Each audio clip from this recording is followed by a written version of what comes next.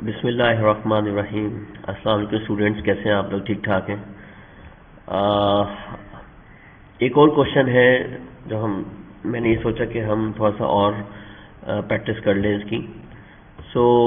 ये भी question general का है, लेजर का है और ट्राई बैलेंस का है, जो हमारी अकाउंटिंग साइकिल की पहले 2-3 स्टेप्स होते हैं। यहाँ पे देखें, explain the terms journalizing in posting. Journalizing in posting क्या होती है? देखिए, जनरलाइजिंग के बारे में मैं आपको पहले बता चुका हूँ, जनरल की बात कर रहे हैं। और जनरल के अंदर हम क्या करते हैं, हम जो भी ट्रांजेक्शन होती है उसको हम क्या करते हैं, रिकॉर्ड करते हैं। और पोस्टिंग का मतलब है कोई भी चीज़ एक जगह से दूसरी जगह लेके जाना। तो यहाँ पे जब हम जनरल रिकॉर्ड कर लेते हैं तो हम डेबिट और क्रेडिट को पोस्ट कर रहे होते हैं लेजर के अंदर। तो that is called ledger posting. यहाँ इन्होंने एक्सप्लेन भी किया हुआ है। जनरलाइजिंग क्या होती है? Entering of financial data taken usually from the journal voucher pertaining to specific transaction. जो भी हमारी स्पेसिफिक ट्रांजेक्शन होती है हम उनको एंटर करते हैं in a journal under a double entry book keeping system. मैंने आपको बताया double entry book keeping system कौन सा होता है। डबल एंट्री वो होता है जहाँ पे हम डुअल एस्पेक्ट कॉन्सेप्ट फॉलो करें। डुअल एस्पेक्ट कॉन्सेप्ट भी होता है कि every transaction has 2 aspect, one goes to debit side, another goes to credit side. It involves the recording of 5 aspects of transaction.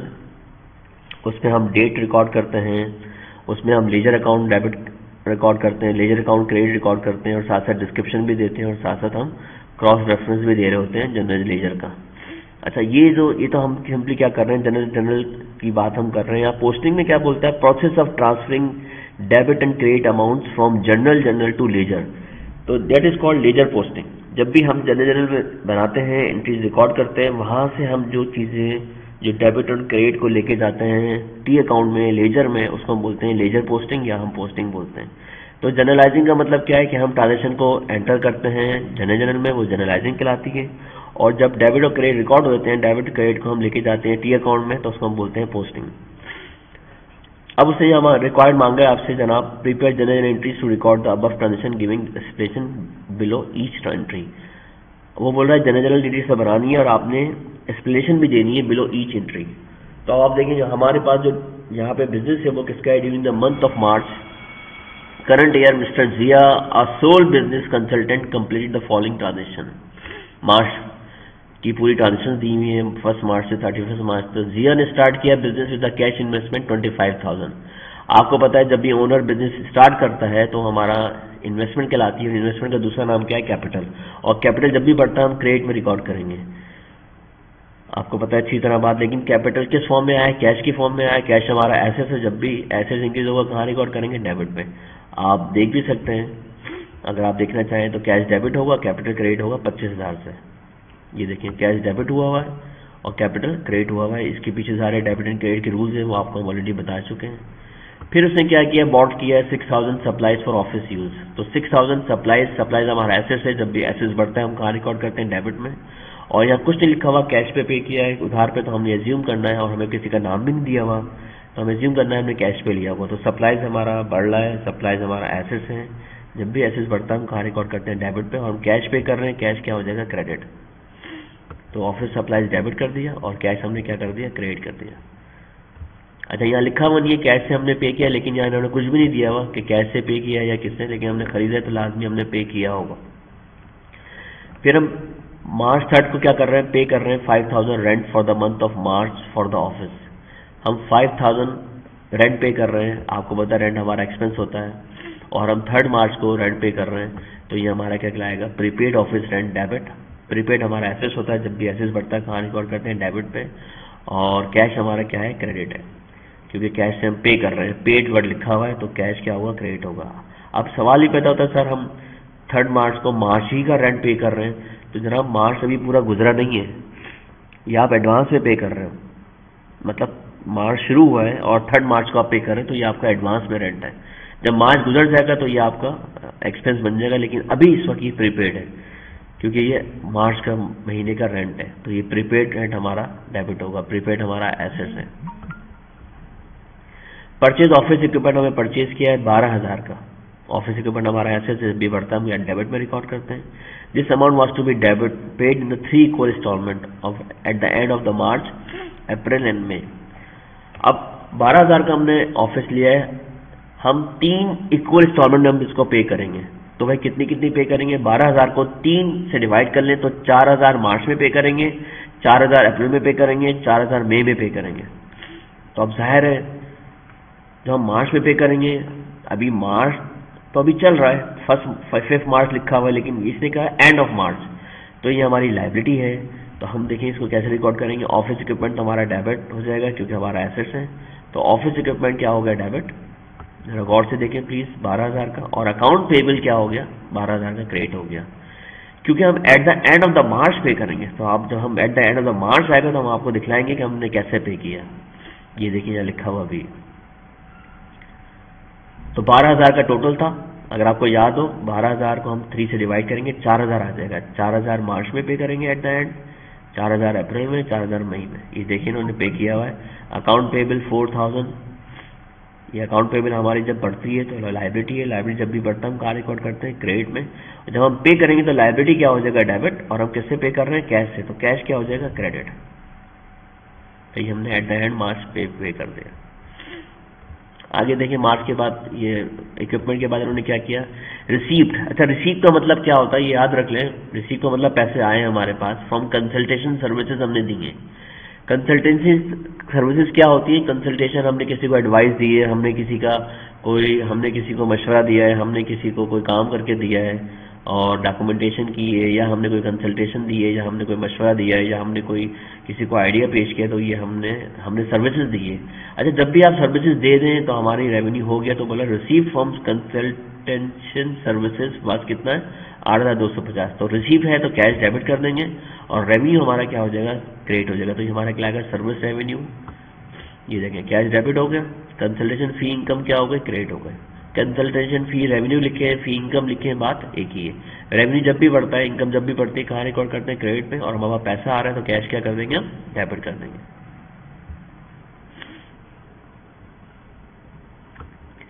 अब वो बोला payment of salaries to the assistant. हमने payment की है सैलरीज आपको पता है आपका एक्सपेंस होता है, जब भी एक्सपेंस बढ़ता है हम डेबिट में रिकॉर्ड करते हैं। और हम पे कर रहे हैं तो कैश क्या हो जाएगा, क्रेडिट हो जाएगा। ये देखें, सैलरीज एक्सपेंस क्या हो जाएगा, डेबिट, और कैश क्या हो जाएगा, क्रेडिट हो जाएगा। और ये वही वाली एंट्री है जो हमने आपको बताया कि हमने इक्विपमेंट लिया था 12,000 का, at the end of the March हमने पे किया है। तो देखिए उसने बताया भी होगा यहाँ पे, देखिए paid the first instalment on equipment. तो फर्स्ट इंस्टॉलमेंट कब थी, एंड ऑफ द मार्च थी। अच्छा, कोई चीज़ अगर क्लियर ना हो ना आपको लेक्चर में, तो प्लीज़ आप, you have my number, you have my contact, you have my, आप कांटेक्ट कर सकते हैं, रिप्लाई कर सकते हैं, चीज़ों को पूछ सकते हैं बार बार, कोई ऐसा मसला नहीं है। तो ये फर्स्ट इंस्टॉलमेंट आपकी एंड ऑफ द मार्च आएगी, फिर अप्रैल में आएगी, फिर मई में आएगी। अब देखिए, receive from service rendered during the last 2 weeks ended March 31 amounted ₹9,300। अब रिसीव्ड हुआ है पैसा rendered during the last 2 weeks. अच्छा, आपने सर्विसेज दी होंगी, उसका पैसा रिसीव हो रहा है, तो आप क्या करेंगे, कैश डेबिट कर देंगे और कंसेशनल फी रेवेन्यू क्रिएट कर देंगे। और लास्ट एंट्री ड्राइंग की है, पर्सनल यूज़ की है, तो आपने देखें जिया ने विड्रॉ किया 8,000 कैश फॉर पर्सनल यूज़। तो ज़ाहिर है ड्राइंग हमारा एक्सपेंस है, ड्राइंग हमारा प्राइवेट एक्सपेंस है, और ड्राइंग हमारा कॉन्ट्रैक्ट कैपिटल अकाउंट है। तो हमारा पैसा जब बढ़ता है, कैपिटल हम क्रेडिट करते हैं, जब हम अपना विड्रॉल कर रहे हैं तो पैसा हमारा क्या होगा, हम उसको ड्राइंग में रिकॉर्ड कर देंगे, ड्राइंग डेबिट हो जाएगा, कैश क्या हो जाएगा, क्रेडिट हो जाएगा। अब इसका जो दूसरा सवाल है, इसी सवाल का हम डेटा इस्तेमाल करते हुए लेजर पोस्टिंग कर रहे हैं। लेजर पोस्टिंग मैंने अभी आपको बताया है कि आपने कैश के, कैपिटल के, ऑफिस सप्लाईज के, रेंट के, इक्विपमेंट के, अकाउंट पेबल के, कंसल्टेशन फी के, सैलरीज एक्सपेंस के क्या बनाने, टी अकाउंट बनाने हैं। तो टी अकाउंट बनाना बहुत आसान है। आप देखिए कैश क्या हो रहा है, पे डेबिट हो रहा है, आप टी बनाएंगे और कैश के सामने क्या लिखेंगे, उसकी वजह लिखेंगे, कैश कहाँ से आ रहा है, कैपिटल से आ रहा है, और 25,000 डेबिट में रिकॉर्ड कर देंगे। ये देखिए मैं आपको दिखलाता हूँ, ये कैश आपने ये लिखा हुआ है 25,000, और कैपिटल क्या हो गया, ये वजह लिख दी और फर्स्ट मार्च। इसी तरह आप किसका अकाउंट बनाओगे, कैपिटल का। कैपिटल 25,000 क्रेडिट हो रहा है, ये देखें, अगर आप नीचे देखें कैपिटल का हमने अकाउंट बनाया हुआ है, कैपिटल क्या हो रहा है, 25,000 से क्रेडिट हो रहा है, और वजह क्या आएगी उसके सामने, कैश। तो इसी तरह आप सारे के सारे जो है वो, इसी तरह ऑफिस सप्लाईज का अकाउंट बनाओगे, ऑफिस सप्लाईज का टी अकाउंट बनाओगे, टी बनाओगे, फिर ऑफिस सप्लाईज में 6,000 डेबिट लिख दोगे, किस डेट को, 2 मार्च को, सामने क्या लिखोगे, कैश। और कैश क्या हो रहा है, क्रेडिट हो रहा है 6000 से। तो आप कैश को भी देख लें, कैश यहाँ पे क्या हो रहा है, क्रेडिट हो रहा है। उसके सामने क्या वजह है, सप्लाईज है। सप्लाईज में आप क्या कर रहे हो, डेबिट कर रहे हो, और उसके सामने क्या लिख रहे हो, कैश। तो ये बहुत सिंपल सी चीज़ है। इसी तरह आप सारी अपनी टी अकाउंट बनाने के बाद दूसरा देखें प्लीज़, पेड ऑफिस रेंट, ये आपका एक एसेट्स है, ये डेबिट हो रहा है, और कैश क्या हो रहा है, क्रेडिट हो रहा है। आप दोनों को देख लें। जब आप प्रीपेड का अकाउंट बनाओगे तो डेबिट में 5000 लिखोगे तो उसके सामने लिखोगे कैश, और जब कैश में लिखोगे तो कैश में 5000 लिखोगे तो उसके सामने क्या लिखोगे, प्रीपेड ऑफिस रेंट। तो कैश क्रेडिट हो रहा है, प्रीपेड ऑफिस रेंट डेबिट हो रहा है। अब आप देखें प्रीपेड ऑफिस रेंट क्या हो रहा है, डेबिट हो रहा है, उसके सामने आपने क्या लिखा, कैश। और कैश का अकाउंट देख लें आप, कैश में आपने क्या किया, क्रेडिट किया, और उसके सामने क्या लिखा, प्रीपेड ऑफिस रेंट। तो इसी तरह आप तमाम का टी अकाउंट बनाओगे। जनरल आपके सामने है, इसकी तस्वीर लेने के बाद या इसको देखने के बाद आप इसको मैं रोक देता हूँ यहाँ पे। आप तस्वीर लेने के बाद इसकी जो है टी अकाउंट बनाए, आपको टी अकाउंट बनाना आता है। अगर फिर भी कोई प्रॉब्लम हो तो आप मुझसे पूछ सकते हैं। ये प्लीज़ मैं यहाँ इसको रोक देता हूँ, आप तस्वीर ले लें इसकी, आप अपने हाथ से इसको कर लें और फिर इसके टी अकाउंट बनाएं। टी अकाउंट आपको सबको बनाना आते हैं, कोई प्रॉब्लम हो तो पूछ लीजिएगा। टी अकाउंट के बाद आपको पता है हम बैलेंस करते हैं। मैं फिर रिपीट कर दूं, बैलेंस ये आपकी डेबिट साइड है, ये आपकी क्रेडिट साइड है। आपका डेबिट साइड कितना आपके पास पैसा आया है, 42,000 आया है। कितना आपके पास चला गया, 26,600 चला गया। कितना बचा, 15,950। ये बैलेंस कैरी डाउन है। ये अगले महीने का क्या बन जाएगा, बैलेंस ब्रॉड फॉरवर्ड। मार्च का महीने चल रहा है, अगला महीना कब से शुरू होगा, आपका 1 अप्रैल से। तो ये आपका बैलेंस ब्रॉड डाउन है।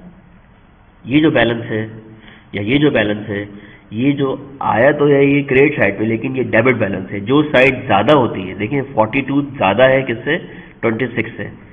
तो जो साइड ज्यादा होती है वो बैलेंस, वही बैलेंस कहलाता है। तो इसका मतलब है कैश का जो है हमेशा डेबिट बैलेंस होगा।